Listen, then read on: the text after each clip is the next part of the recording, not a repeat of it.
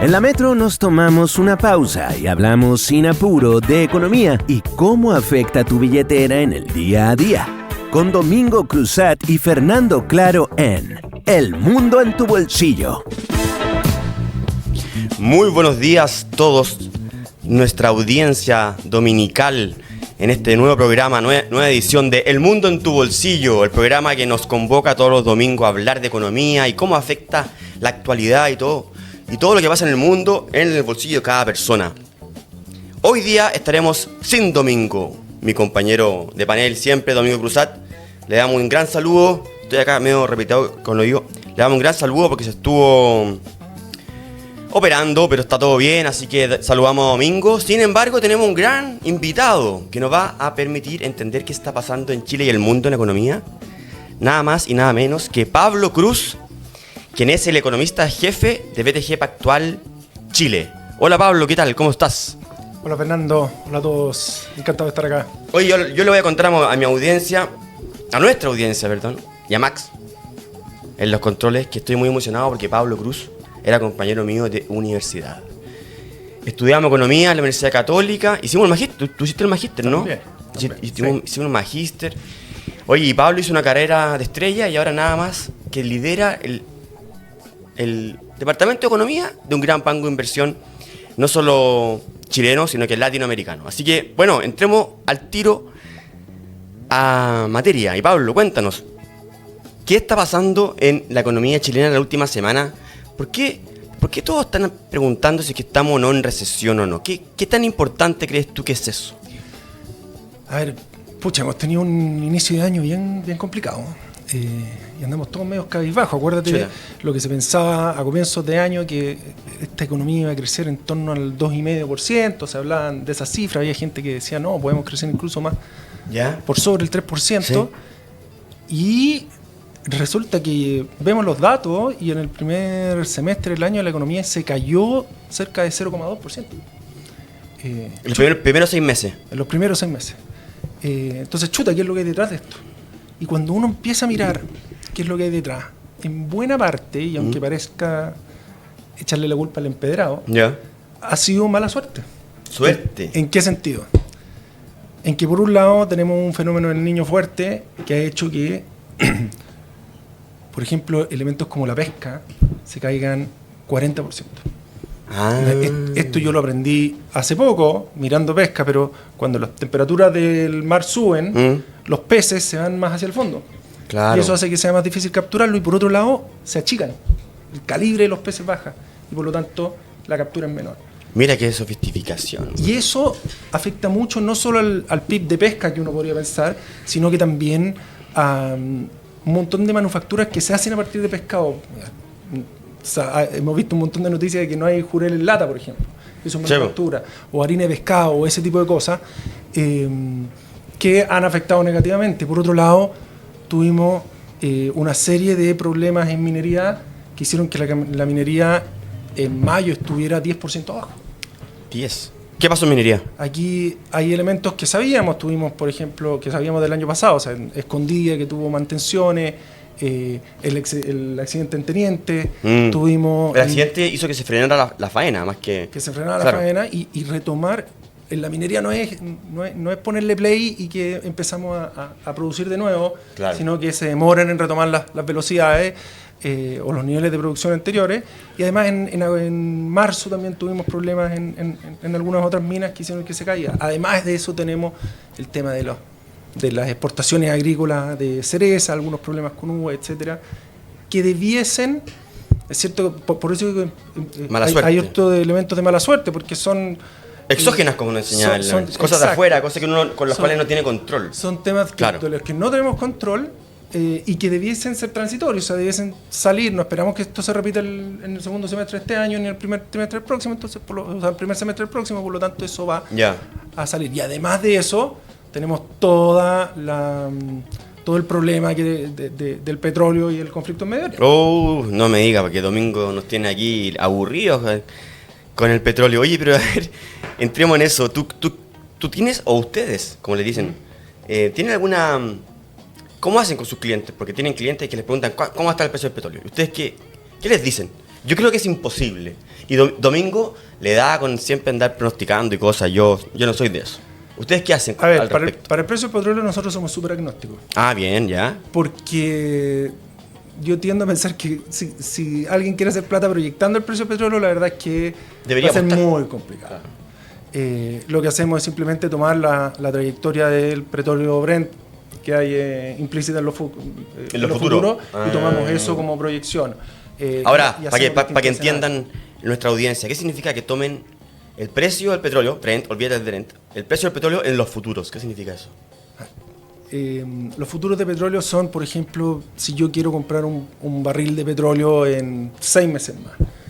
Hay un precio ahí. Exacto, o quiero vender un barril de petróleo en 6 meses más. Bueno, puedo tomar esos contratos financieros y de esa manera usarlos para cubrir las necesidades que yo tenga en el futuro. Tú como, digamos, carguero o sea, digamos, dueño de barco en el fondo, porque vas a necesitar petróleo en un futuro, entonces tú te aseguras. Exacto, ¿cierto? O me aseguro o la compra o la precio, venta. Por lo tanto ya estoy eliminando el riesgo de que esta cuestión se mueva para arriba o para abajo. Claro, entonces tú, Con eso me como analista, ves la gente que está metida en el negocio, cuánto está apostando en el futuro. Y eso es como tu Exacto, proyección. sí. ¿Cómo el mercado está viendo? Y dado que el mercado lo está viendo, bueno, en alguna posición Por ahí. certera debiese estar, o por lo menos el mercado se está jugando plata en eso. Claro, ya, perfecto. Mira, estos son los que están realmente ahí invirtiendo en petróleo. Pero bueno, es muy difícil. Yo también soy agnóstico. Pero volvamos a las causas de este frenazo. Dijiste la pesca. Esto es interesante porque tú dices que la corriente del Niño... ¿La corriente del Niño se llama? El fenómeno del Niño lo que hace es calentar el mar. Para nuestros auditores, esto es importante porque nosotros los chilenos, y el Pacífico, también Perú, somos ricos en pescados porque el agua es fría. Porque tenemos la corriente de Humboldt, ¿cierto? Sí. Entonces esto en teoría haría calentar todo esto y los pescados se van. Se pierde la riqueza pesquera. Pero ¿quién trabaja con los peces? ¿Tú dices los pescadores artesanales o también hay cosas grandes? Hay toda una industria y una economía asociada a la pesca, porque uno dice ya los pescadores artesanales o los pescadores industriales, pero va mucho más allá de eso. Hay un montón de empresas manufactureras que compran estos peces y hacen distintos productos, como desde el jurel envasado hasta cosas más sofisticadas como o harina de pescado o alimentos animales, etc. Mira, y falta el jurel en el supermercado, ¿eh? Ahí los auditores. Pero bueno, ahí con la pesca. Bueno. Oye, hay que decir sí que no todo es mala suerte. ¿Ah, ya? Y esta es la gran duda que tenemos. ¿Ya? Porque por un lado tenemos una tasa de desempleo que está muy alta. 9,4. O sea, 9,4. Y ojo que vamos a tener el dato de desempleo luego y probablemente esa tasa podría haber aumentado incluso. Chuta. Entonces tenemos un ambiente de empleo malo y eso afecta al consumo de las personas, la medida en que la gente no tiene empleo, bueno, o que tiene miedo del empleo consume menos. Pero hasta ahora yo diría que el consumo, que es una variable importante dentro de la actividad económica, se ha portado más o menos en línea con lo que esperábamos. Es decir, esperábamos que se desacelerara. Yeah. Y no hay una mayor sorpresa por ahí. Donde yo diría que está la mayor sorpresa, aparte de esta mala suerte, es que la inversión no apareció. La inversión, ¿cierto? Porque la economía, digamos, el crecimiento, lo que estamos analizando, como nos enseñaron a nosotros, corrígeme, sería consumo, el consumo de las personas, lo hace el consumo, lo hace la inversión, que tú dirías que está un poco frenada, y el gasto. El gasto de gobierno. Gasto de gobierno. Y la exportación. Además, exacto. Además de las exportaciones, menos las importaciones. Esas son las exportaciones netas. Ya, entonces el consumo, tú dices que lo han visto medianamente como lo habían pronosticado. La inversión, algo más frenada. ¿Por qué será eso? Es lo que nos preguntamos todos. Ah. Y ahora, con respecto a la inversión, es cierto que tenemos un mal desempeño en la primera parte del año. ¿Qué es la inversión? La inversión desde hacer construcción. Hacer cuando quiero construir hacer cualquier data center, elemento como está de moda. Que me produzca otro producto, riqueza hacia adelante. Un bien. Entonces, por ejemplo, maquinaria, cuando hago edificios, cuando hago todo ese tipo de cosas, se considera inversión. Y Y la inversión, a pesar de que ha andado mal, ha andado floja, yo diría que lo que nosotros llamamos fundamentos para la inversión siguen positivos y si algo, han mejorado más. Pero ¿qué son los fundamentos de la inversión? ¿Con la confianza? ¿La estabilidad del país? Por un lado pensemos en la inversión minera. ¿Ya? ¿Okay? Yo voy a invertir en la medida en que si pienso que el precio del cobre va a estar bueno, voy a invertir para sacar más cobre, para hacerlo súper simple. Ahí sí que estamos bien, ¿no? El precio del cobre está volando. Volando. Récord histórico, parece. Piensa que hace poco pensábamos que el precio del cobre debiese estar un poquito más arriba de $3 la libra, que es la unidad en la que se mide el cobre. Hoy está en 6,5. El doble. Deberíamos estar ricos. Y por otro lado, venimos teniendo en Chile un cambio de actitud respecto a la actividad empresarial en general. Ya. El país se está volviendo más amigable con el mercado, si queremos. Con la empresa. Tenemos tasas de interés. Pensemos que el Banco Central tenía la tasa de interés incluso por sobre el 10% hace un par de años porque teníamos la inflación muy arriba. Hoy en día la tasa de interés está en 4,5%.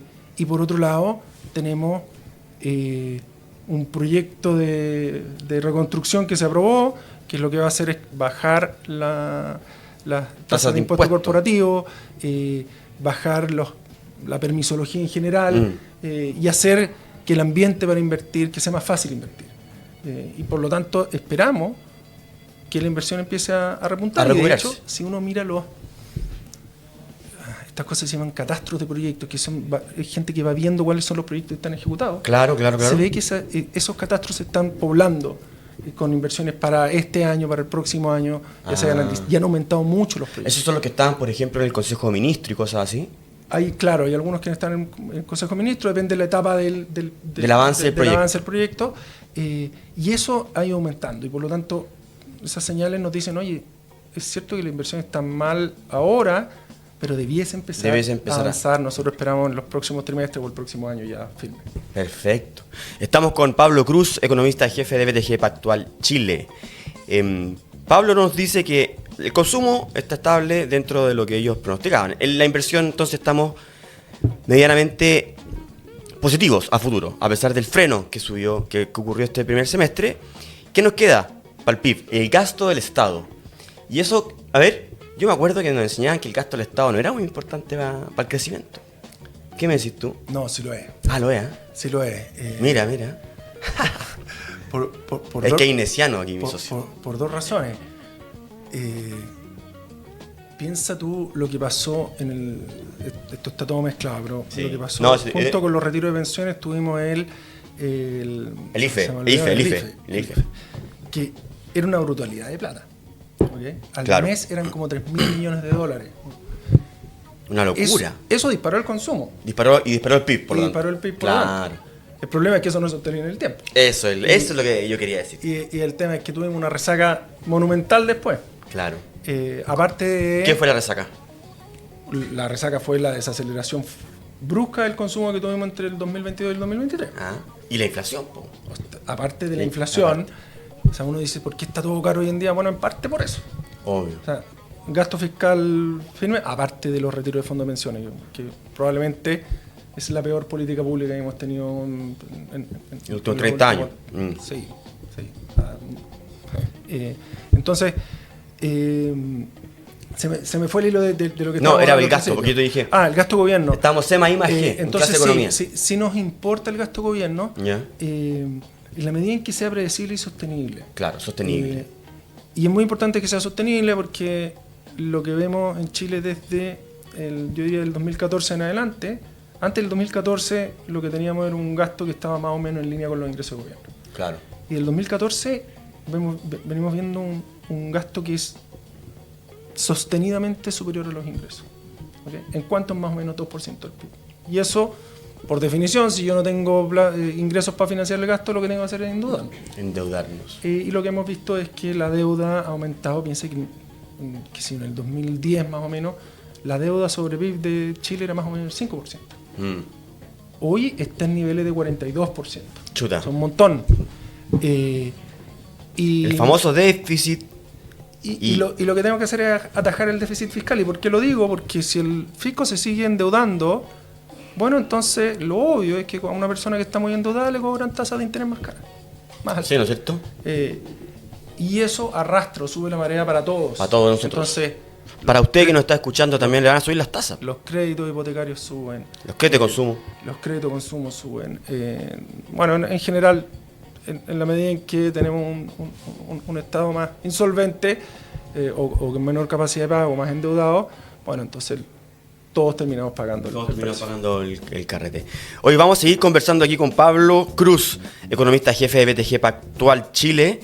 Nos queda mucho por entender sobre el crecimiento económico. Estamos acá en la 194, en Zapping, quien nos escucha en radio 95.9, se me olvida, en FM, la Metro Radio y la Metro TV YouTube, para que nos sigan y le pongan me gusta a nuestro programa, por favor, que nos escucha.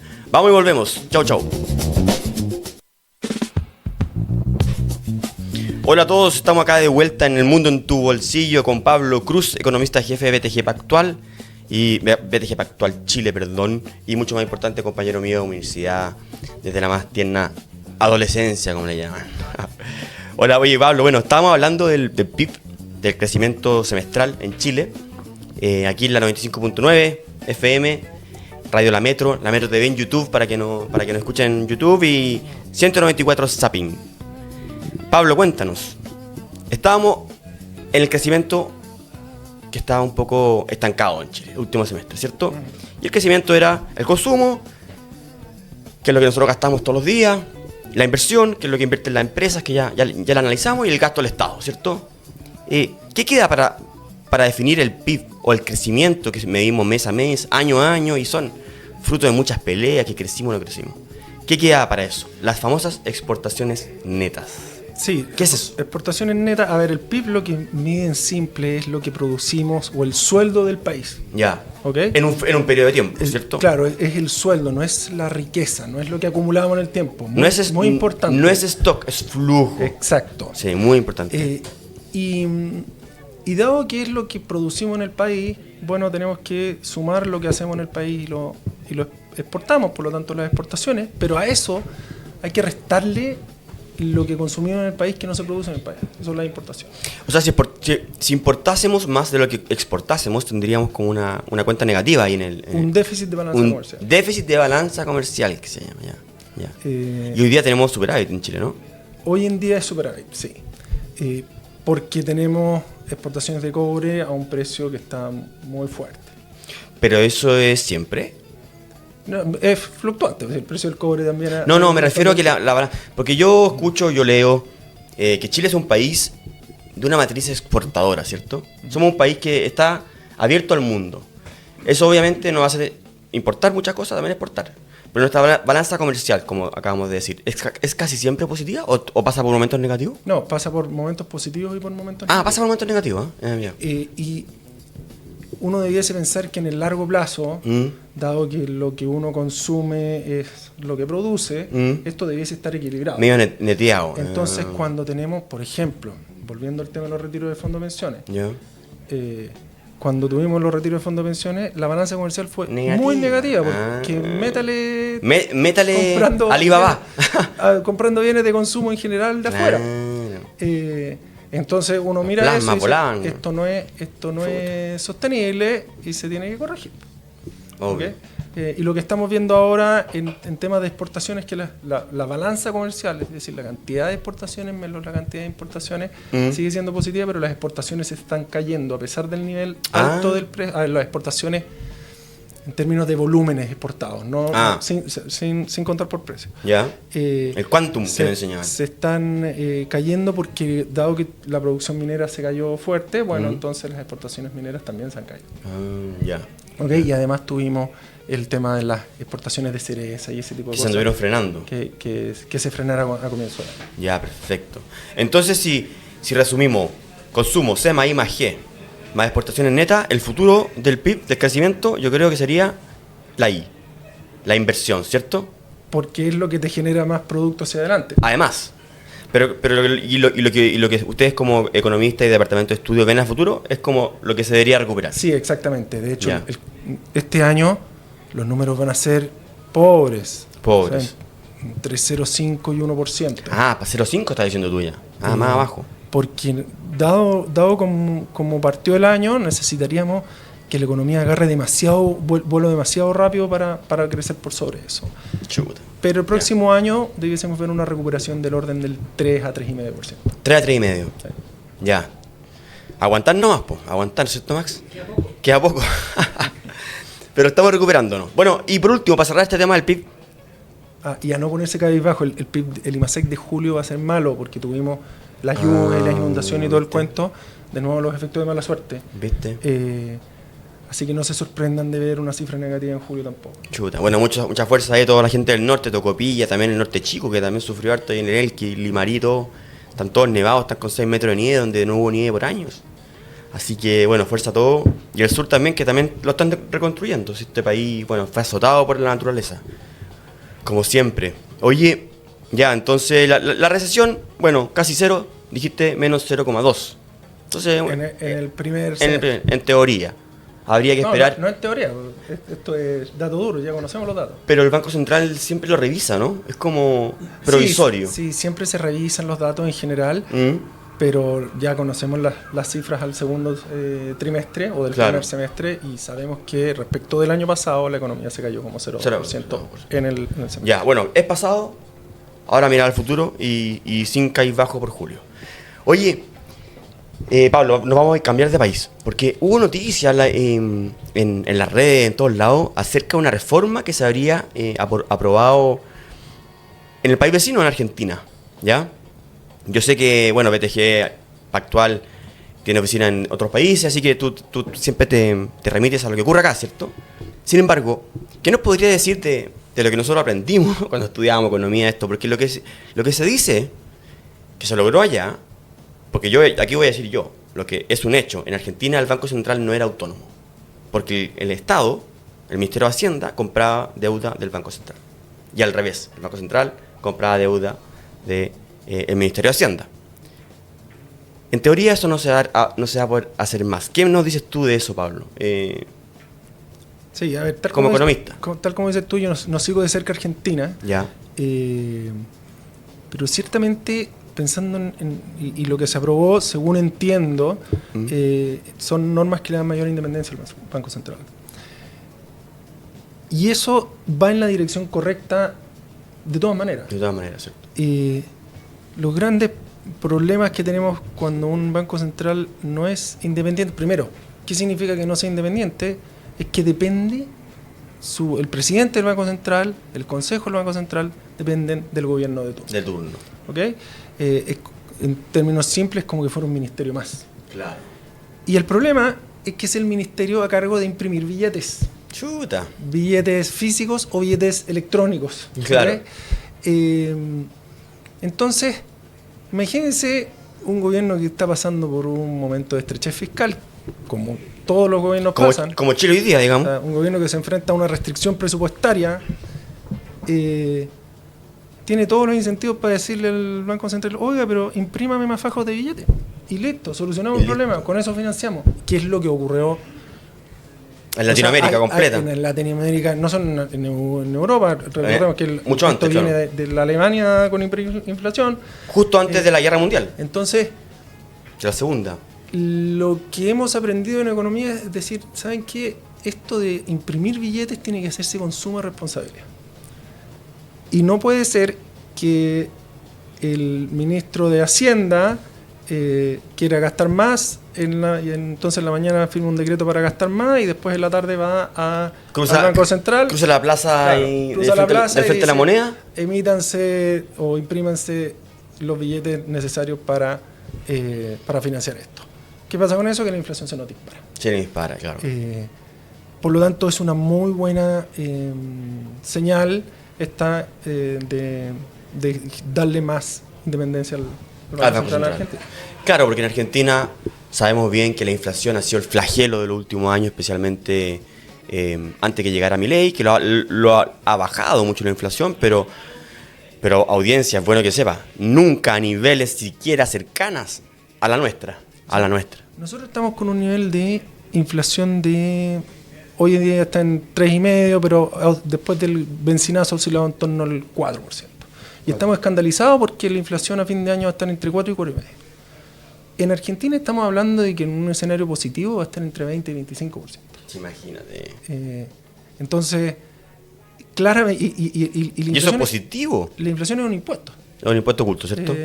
Es que en un año nos están quitando, en el caso argentino, si yo ganaba 100, bueno, me están quitando 25 porque subieron los precios en esa proporción, por lo tanto voy a poder comprar menos. Así nomás. Entonces no es gratis esto de llegar e imprimir. Y cuando hubo retiros, que estábamos hablando en el bloque anterior, bueno, la inflación llegó al 12, 13, 14. Llegó al 14% en agosto del 22. Y estábamos vueltos locos. Los chilenos no conocíamos eso. Y el tema con la inflación... Los jóvenes. Ojo que el tema con la inflación es que hay mucha gente que piensa, bajó la inflación, entonces van a bajar los precios. Sí, no.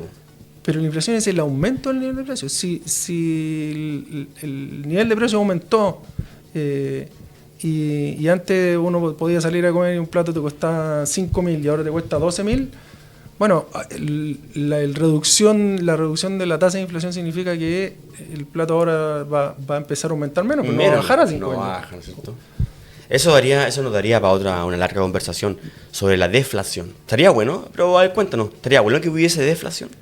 ¿Que bajaran los precios? Déjame preguntarte. A ver. Mira, te voy a devolver una si tú te querés comprar, te inventas un auto. ¿Ya? Que hoy día vale 100. ¿Ya? Si sabéis que mañana va a valer 90, ¿te lo compráis? No. ¿Te esperáis? Me aguanto. Y si mañana sabéis que va a costar 80, te esperáis y seguís esperando. Entonces la deflación tiene un montón de problemas.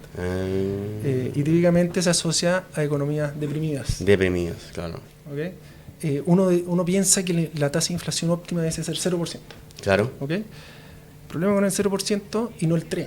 Claro. Que es el objetivo del Banco Central. El problema con el 0% es que es tratar de hilar muy fino, claro. Porque uno... Para que la economía tenga menos inflación, el mecanismo es, el Banco Central sube la tasa de interés, por lo tanto es más caro endeudarse, es más caro invertir, la gente consume menos, los precios se deprimen. ¿Ok?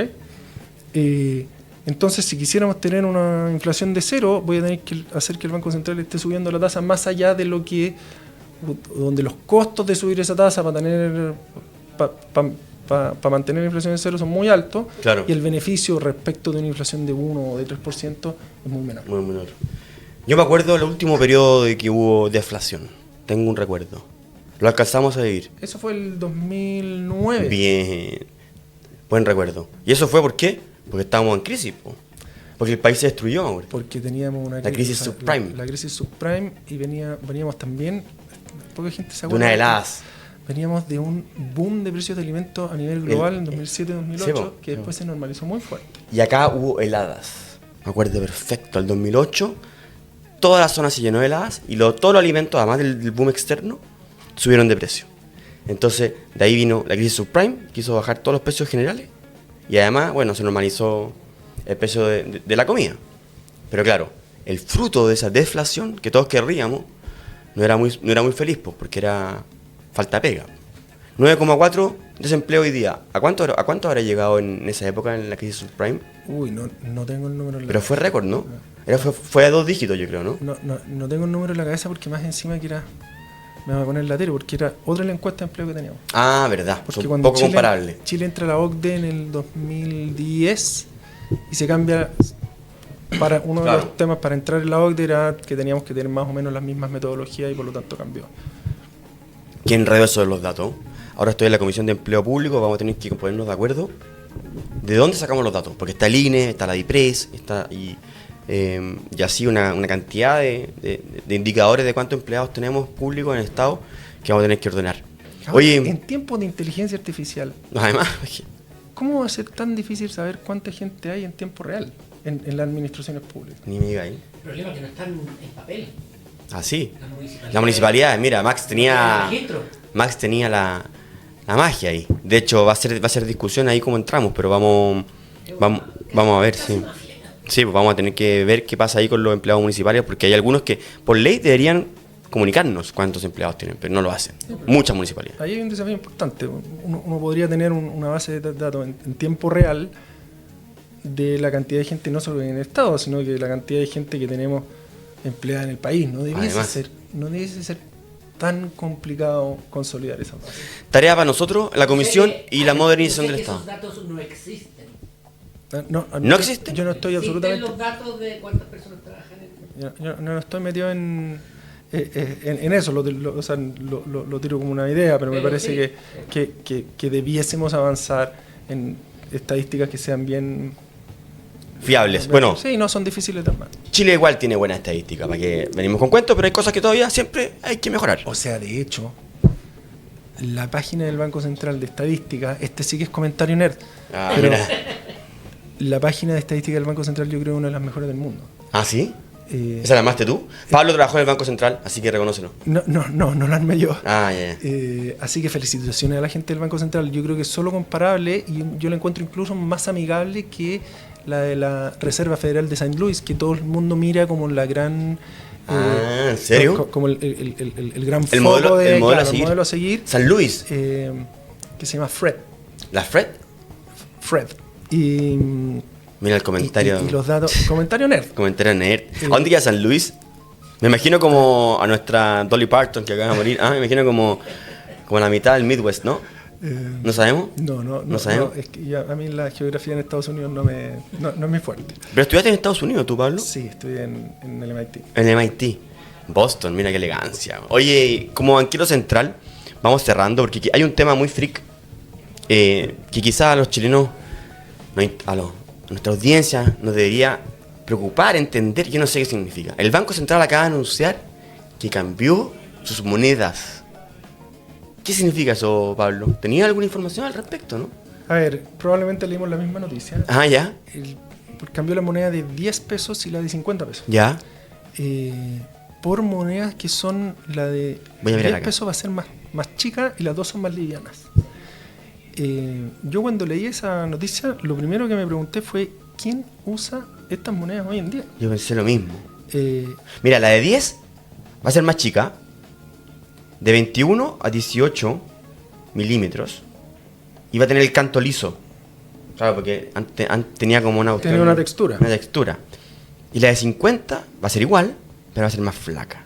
Yo creo que al parecer la de 10 al menos va a costar lo mismo la moneda que lo que cuesta físicamente. Antes era más cara la moneda que el valor... Que el valor nominal. Exactamente. Ahora hay que decir que uno piensa que no se usa mucho efectivo, pero sí, efectivamente, hay un porcentaje importante de la población que todavía se mueve con efectivo. O sea, piensan en comunas rurales, en ferias libres, etcétera. El efectivo importantísimo. Es cierto que es mucho menos importante de lo que era antes, pero todavía sigue siendo... ¿Pero para qué se habrá hecho esto el banco? ¿Tenemos alguna idea o no? ¿Habrá dar costos, quizás? Ahí yo me pierdo, no sé cuáles son las razones. Claro, porque antiguamente, cuando estábamos hablando de los imperios, esas cosas, ¿te acuerdas? Antes la moneda el valor de la moneda era el valor metálico, el oro. Y llegaban los gobernantes, y similar a lo que hacen ahora cuando imprimen en los países vecinos, lo que hacían era quitarle el oro y llenarla de estaño. Entonces uno pensaba que tenía una moneda que valía X, pero en verdad valía la mitad. Estaba guay. Era una inflación, sí, así le quitaban el valor a las monedas, le quitaban el valor a nuestro billete. Era la inflación que hacían antes. Esto no es ahora, esto no es así acá. Yo una de las cosas que me sorprendí es que todavía, hablando con amigos, que todavía había gente que pensaba que uno podía ir al Banco Central y cambiar un billete de 20.000 pesos por una fracción de oro. No, como que estaban todavía respaldados en oro. La moneda hace mucho tiempo que ya no está respaldada. No estaban respaldadas absolutamente en nada más que la confianza de la ciudadanía. Totalmente. Oye, además el efectivo es muy importante porque, bueno, tiene mala prensa hoy día que tenemos problemas de crimen organizado, pero el efectivo permite a uno ser un poco más anónimo. Porque esto de andar gastando con la tarjeta hacen que hagan unos perfiles de uno que saben todo lo que uno hace.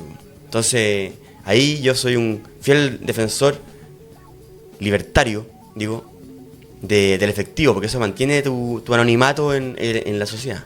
Eso me gusta, así que hay que defenderlo, hay que lograr que no desaparezca, ¿ya?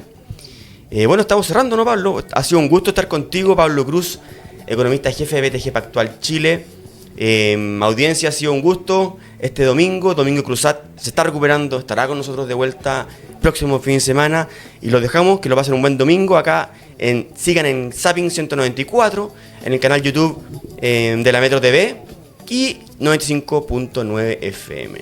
Chao Pablo, chao Max, chao a todos. Chao a todos. En la Metro fue El Mundo en tu Bolsillo, un espacio para hablar de economía y cómo esta afecta tu billetera, con Domingo Cruzat y Fernando Claro.